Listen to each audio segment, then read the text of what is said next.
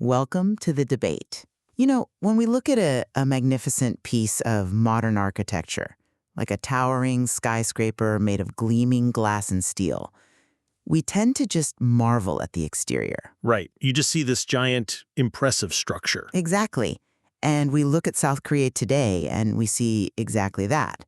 We see a shining edifice. We see the miracle on the Han River, we see a technological titan, and an economic powerhouse. It really is a universally celebrated triumph of liberal democracy. It is. But if you were an engineer and you looked really closely at the foundation of that gleaming tower, you might notice something kind of unsettling. You might see that the original concrete has been quietly, meticulously hollowed out over decades. And replaced with something else entirely? Why, replaced with a completely different material. And, material designed not to support the building, but to eventually bring it down. Wow. It is a really striking image.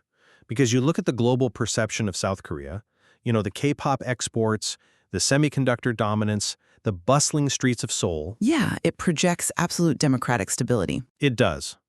But there is a vastly different reality operating just beneath that polished surface. Today we are looking at a subterranean political ecosystem, one that has existed, almost since the Republic of Korea's foundational years in 1948. Exactly, because today's debate emerges from a really fascinating analysis of South Korea's hidden state.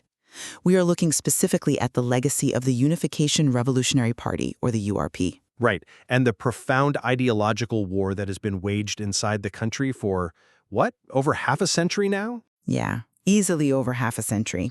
So the central question we really have to answer today is this. Does the legacy of the UHRP represent an ongoing, coordinated, hidden state apparatus that is actively subverting the republic from within? Or, on the other hand, does it merely represent an ideological lineage, one that has simply evolved and become normalized as mainstream progressive thought? And those are two vastly different realities for a nation to face. Completely different, yeah. So I will argue that the hidden state remains an active, coordinated anti-state apparatus, one that is purposefully dismantling liberal democracy as evidenced by its deliberate multi-generational cultural infiltration and historical revisionism. And I will argue that, while the UHRP undeniably planted potent ideological seeds in the 1960s, the brutal 1968 crackdowns completely dismantled its covert apparatus. You think it totally destroyed the network? I do.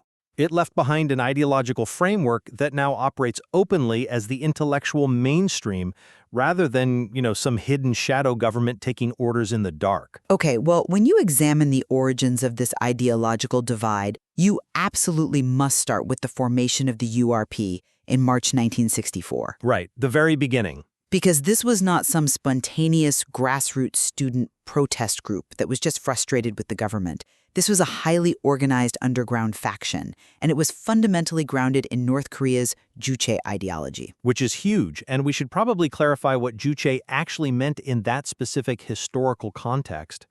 Because, it explains why this ideology had any traction at all in the South. Yeah, that's a great point. Juche is North Korea's state ideology of absolute self-reliance, politically, economically, and militarily. And you have to remember, in 1964, South Korea was incredibly poor. Devastated by the Korean War. Exactly. Still devastated, heavily dependent on American aid, and under strict authoritarian control. Meanwhile, North Korea, subsidized heavily by the Soviet bloc, of course, actually appeared economically stronger at that brief moment in time. Right, that context is absolutely vital. Because to a frustrated elite university student in Seoul, Juche offered this framework of radical anti-imperialist self-reliance. It felt like an antidote, basically. Yes, an antidote to a government they viewed as just a neo-colonial puppet. But the URP took this sort of academic fascination and they weaponized it. Their stated ultimate goal was the systematic dismantling of South Korea's anti-communist social system. To execute a people's democratic revolution, right? Exactly. They operated as the vanguard of a meticulous, long-term strategy of subversion. They didn't target military installations. They targeted the mind. By recruiting from universities? Right. Specifically, top-tier university students and intellectuals. They effectively embedded themselves in the intellectual foundation of the country. And this strategic capture of elite academia and the cultural hegemony that followed is definitive proof to me. Proof that it's still active? Yes, this isn't just a lingering abstract philosophy. It is an organized, anti-state ecosystem. It's a state operating within the state which survived its initial suppression and continues to execute its foundational mandate today. I see what you're saying, but I come at it from a totally different way, primarily because we really have to look at the historical rupture of 1968. The crackdown. Right. You describe this as a continuous, active, coordinated shadow movement, but that ignores the absolute physical devastation of the URP network. In 1968, the South Korean intelligence apparatus uncovered this massive subterranean network and just brought down the hammer. They did. The response was severe. Severe is almost an understatement. We are talking about 158 direct arrests, and these weren't low-level sympathizers passing out flyers. These were prominent figures from elite institutions like Seoul National University. Top intellectuals. Exactly. And the intelligence services didn't just arrest them, the top leadership was executed. So framing this as a current, coordinated shadow movement that somehow still operates like a 1960s espionage ring, I think that vastly misrepresents the modern reality. But the movement survived. You agree with that, right? It survived, yes, but it survived by adapting. It shed its clandestine, illegal organizational structure and moved into the light. It literally morphed into legitimate progressive thought. Evolved into it, you mean? Right. They realized they could win the cultural war overtly. So calling it a hidden state today just feels like, well, anachronistic paranoia. I see why you think that, but let me give you a different perspective on what actually constitutes a severed connection. Let's look at the nature of that original vanguard. We know there was immense depth to the direct guidance and financial backing the URP received from Pyongyang. Sure, the initial ties were strong. Very strong. You had key operatives, intellectuals like Kim Jong-tae, Kim Chil-rak, and Shin Young-bok. These men were deeply intertwined with North Korean leadership. I mean, Kim Jong-tae didn't just read North Korean literature in a basement. He secretly traveled to Pyongyang and met directly with Kim Il-sung. Wait, really? He bypassed the DMZ entirely to get there? Yes, exactly. He didn't just walk across a heavily guarded border. He was smuggled via sophisticated covert sea routes facilitated by North Korean intelligence. Oh, wow. That is a massive logistical undertaking. It is, and when the 1968 arrest happened, North Korea's response wasn't to just cut their losses and deny involvement. They elevated Kim Jong-tae to heroic status. They literally named factories and train locomotives after him in the north. Because he was a martyr for them. Right. That demonstrates the incredibly high value Pyongyang placed on this covert operation. It was their crown jewel of infiltration. That's a compelling argument, but have you considered the actual mechanics of how a clandestine network functions? Yes, Pyongyang valued them highly. Yes, Kim Jong-tae met with Kim Il-sung. But Kim Jong-tae was executed. He was. So the physical pipeline of funding, the secure sea routes, the direct tactical orders, all that espionage logistics, it was severed entirely. The arrests of those Seoul National University intellectuals ripped the physical URP right out of the ground. You think the whole apparatus just died? When the leadership of a covert cell is executed, yes, the cell dies. What you are left with is the memory of the cell, the writings of the cell, the ideology. But frankly, an ideology is not an operational intelligence network. Main and active subversion apparatus. How so? Think of the 1968 crackdown not as uprooting a tree, but as pruning a deeply rooted weed. When the intelligence services arrested those 158 individuals and executed the leadership, they chopped off the visible flower, the leaves, the stems that were sitting above the surface. Right, the operational heads. Exactly.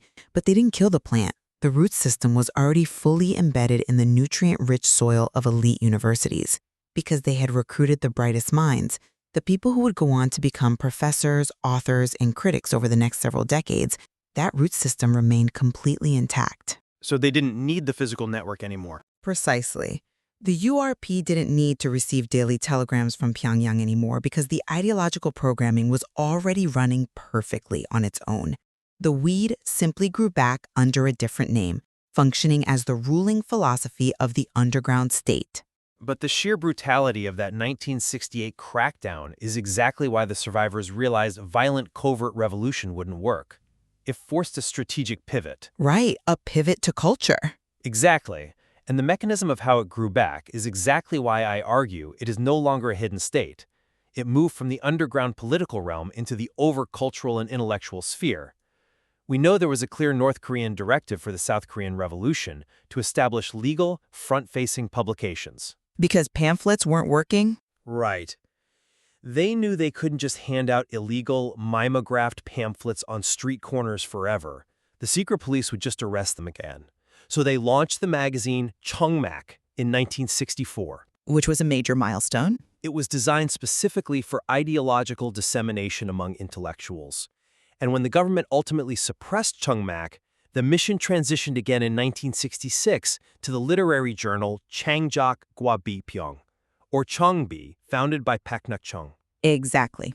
And that proves my point perfectly. How does that prove a hidden state?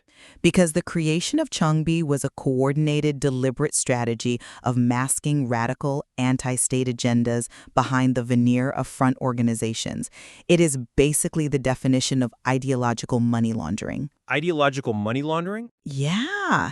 You take an illegal, subversive North Korean doctrine, you run it through a legitimate-looking publishing house, and it comes out the other side washed clean as progressive literary critique. They dominated literary criticism and historical interpretation over decades to normalize these radical perspectives. So you're saying the literature itself was just a cover? It is a hidden operation. They are using a legitimate face to conceal an illegitimate anti-state purpose. But if Cheongbi was just a front organization, how did it pass the incredibly strict authoritarian government censors for decades without getting permanently shut down like all the others? Because of the sophistication of the laundering. You don't publish an editorial saying, down with the Republic of Korea. You publish a highly complex academic critique of agricultural land reform policies. Or labor dynamics. So it's subversion through academia. Exactly. It structurally undermines the legitimacy of the capitalist system, but relies on metaphor and academic jargon to get past the censors. To borrow an analogy, they didn't just want to win a specific political argument. They wanted to change the water everyone was swimming in, so their ideas became the default common sense.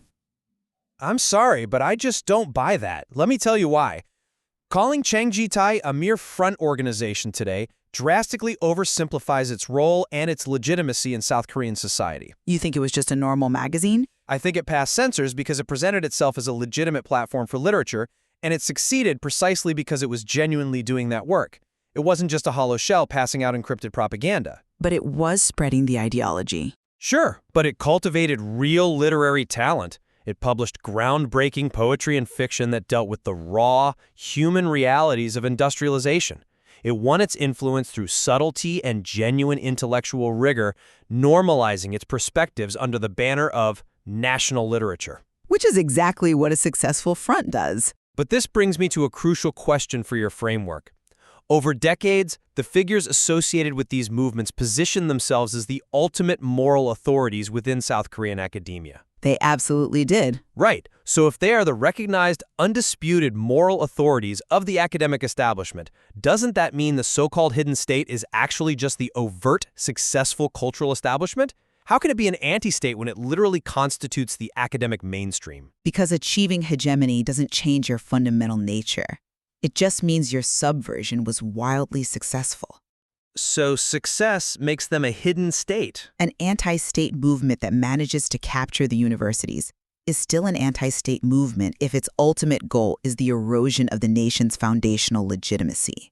And we see this perfectly illustrated, not just in abstract literary theory, but when we look at their historical revisionism. You're talking about how they reinterpret history. Exactly. This isn't just about literary critiques of poetry. It's about altering the DNA of the modern political identity of South Korea. Let's look at the April 19 Revolution of 1960, what Koreans call 4.19. Right, a monumental event. a massive student-led uprising against the overt electoral fraud of the Syngman Rhee government. Let's paint the picture of what that actually was. In 1960, the government blatantly rigged the ballot boxes. The public was outraged. High school and university students took to the streets, braving tear gas and live ammunition. It was incredibly violent. Students were literally bleeding in the streets because they wanted their Democratic votes to count. Fundamentally, historically, it was a genuine defense of liberal democracy.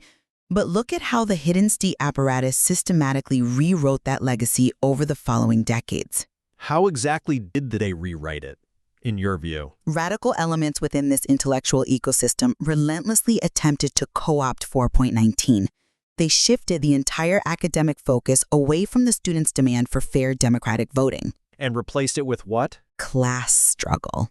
They wrote alternative academic papers and shaped historical discourse to focus almost exclusively on that. They deliberately reshaped the narrative to present the students not as Democrats, but as an anti-capitalist vanguard leading a proto-socialist uprising. So they changed the motive of the martyrs? Yes. They minimized the anger over the rigged election and maximized a narrative of systemic inequality.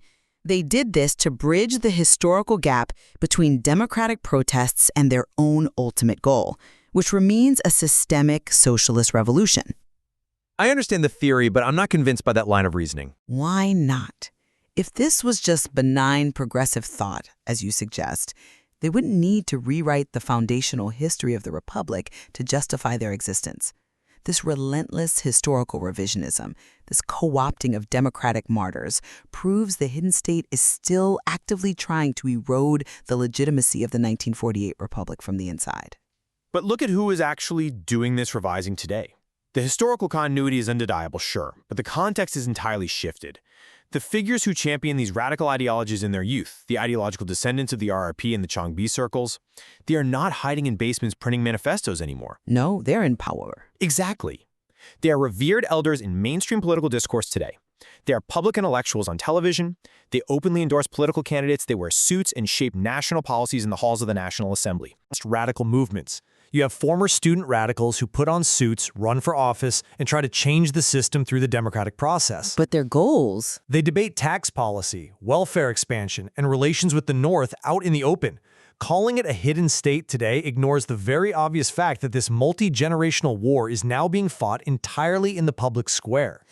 Just because the players are highly visible on television doesn't mean the true nature of their project isn't hidden. Yes, they wear suits. Yes, they are revered elders in the National Assembly. But they are utilizing the very freedoms provided by liberal democracy, freedom of speech, freedom of the press, academic freedom, to slowly dismantle the ideological foundations of that same democracy. That sounds like a contradiction. That is why it is an existential conflict over national identity, not just standard partisan politics. Standard partisan politics is arguing over marginal tax rates or healthcare policy. What the descendants of the URP are doing is systematically undermining the historical justification for the existence of the South Korean state itself. So they're using the system against itself. They operate as an anti-state within the state.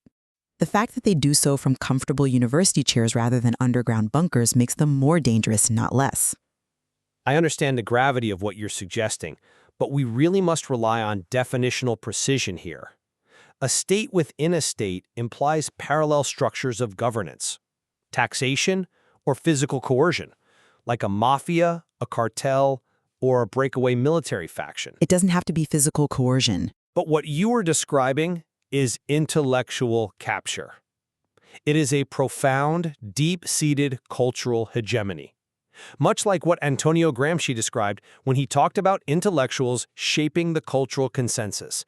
They won the war of ideas in the universities. And thereby captured the state. But winning a cultural war doesn't make you a hidden state. It makes you the dominant paradigm. If the majority of the intelligentsia freely adopts a historical perspective, even a revisionist one, that is simply the messy reality of a free, open society. Even if it's based on North Korean doctrine? If you classify the mainstream academic left in South Korea as a hidden state, you risk pathologizing legitimate political evolution, just because its roots are tied to the URP. I don't think it's pathologizing to call a spade a spade. If a movement's foundational DNA is inherently tied to North Korean directives aimed at the destruction of the Republic, and that movement purposefully hides those origins behind the banner of progressive intellectualism to gain systemic power, that is subversion, period. But the legacy merely evolved. Evolution means it is no longer the thing it once was. A bird evolved from a dinosaur, but you wouldn't call a sparrow a T-Rex in disguise, right? That's a clever analogy, but The intellectuals writing for Cheongbi today, or the politicians in the National Assembly with roots in student activism, they are not taking orders from Pyongyang. The physical pipeline of subversion was neutralized in 1968. They are participating in the South Korean democratic project, even if their critiques of its foundations are incredibly radical.